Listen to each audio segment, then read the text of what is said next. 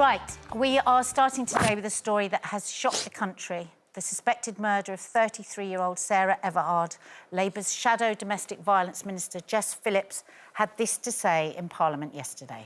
Home Secretary Priti Patel said, although cases like this are rare, they remind women everywhere of the steps we take on a daily basis without a second thought to keep ourselves safe.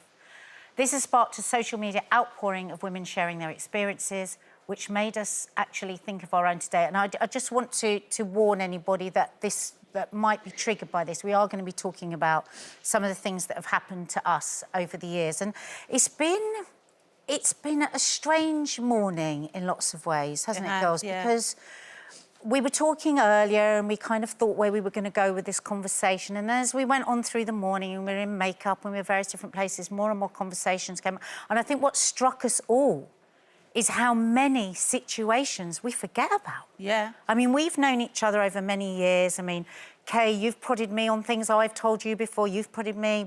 Oh, do you remember that time? Yeah. And I'm just so sad. It's just such a sad week. Yeah. For all of us as a country. So, you've had so many different things, haven't you? Go on for you, haven't you, Linda? Yeah, it's just like a lot of them, worryingly, I'd forgotten about. I remember being on holiday in Cyprus quite a few years ago with my family and the kids were all there, and we walked outside of a bar and a young man said to me, would you mind if we took a photograph? So I said, yeah. So he gave the phone to one of my family, and then he put his arm around me and he put his hand straight onto my breast. And it was like, I couldn't believe it. I just burst into tears. I was crying. I felt like violated. How dare he do that? He was laughing his head off. He thought it was really funny. And then my family got really upset by it and he ran off and they were chasing him up the road and everything. But I think that's quite... When we were talking this morning, and Kaye, I always think of you as kind of my fearless friend. You'll go down the shops at 9 o'clock at night if you need a pint of milk or to get over. I have realised over the last few days and reading so much that I have put myself into a curfew for the whole of my adult life.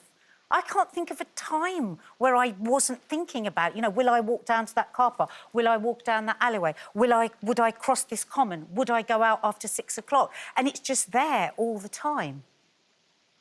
Well, yeah, but we all deal with it in different ways, and maybe I push back at it, you know, a little bit differently from you. But, you know, as you said there, Linda, it made me realise I've actually forgotten more than I remember. Yeah. But if I go back, I could be here all day. You know, when I was a kid, there was a guy who used to flash us all, and Mum said, well, watch him because he'll start flashing you.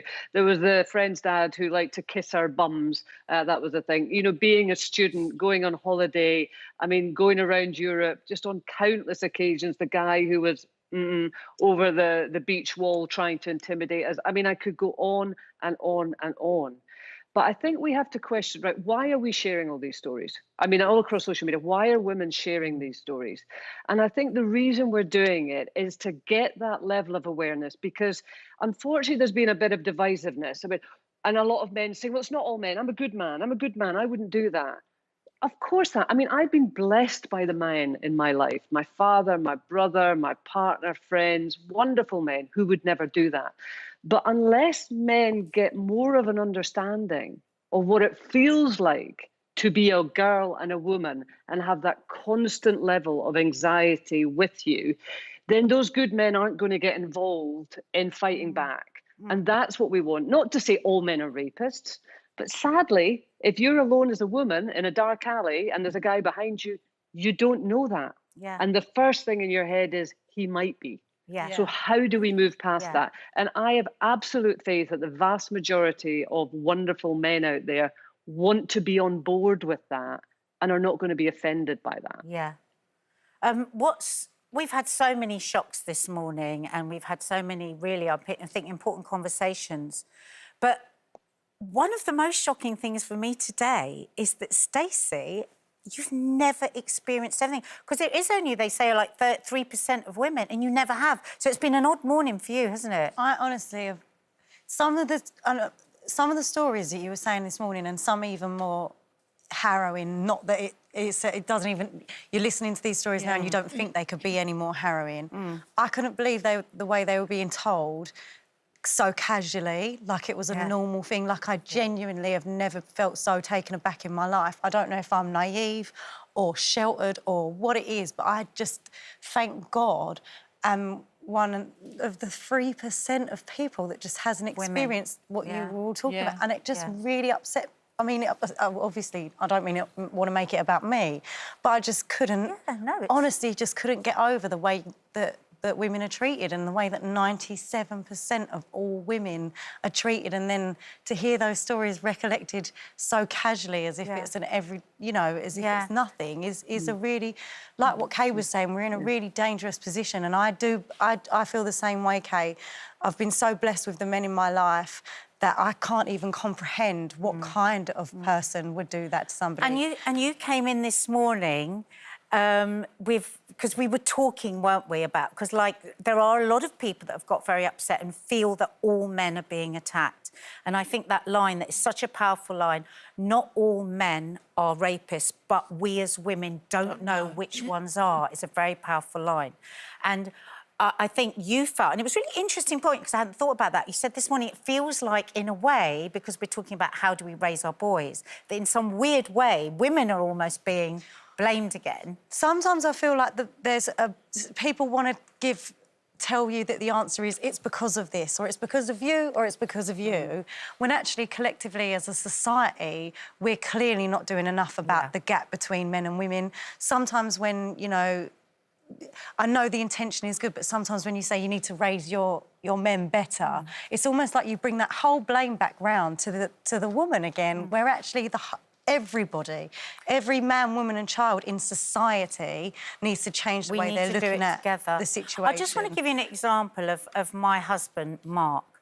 Now, he was brought up in a very extreme feminist household. Some of his stories are very funny. But he was taught from a really young age by his mum to understand that even though he's a good man, not all women know that. No.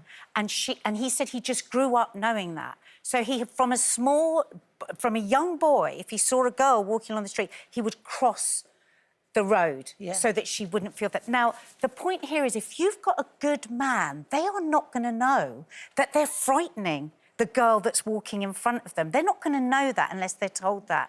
And to all men that have ever crossed the street, when I've been walking along and we've had that moment where I know you know, and you cross the street, you are heroes.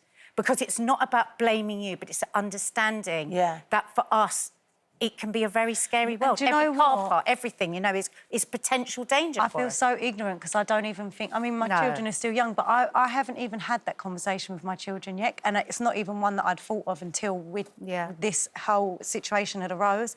So sometimes out of, like, something really tragic, you can learn things without being offended. Like, I genuinely didn't even realise that, you know, my children, my sons, could make somebody feel like that without any intention whatsoever. And all I would have to do is say, oh, you know what, if you're ever with a woman down the street, cross over because it might make them feel really uncomfortable.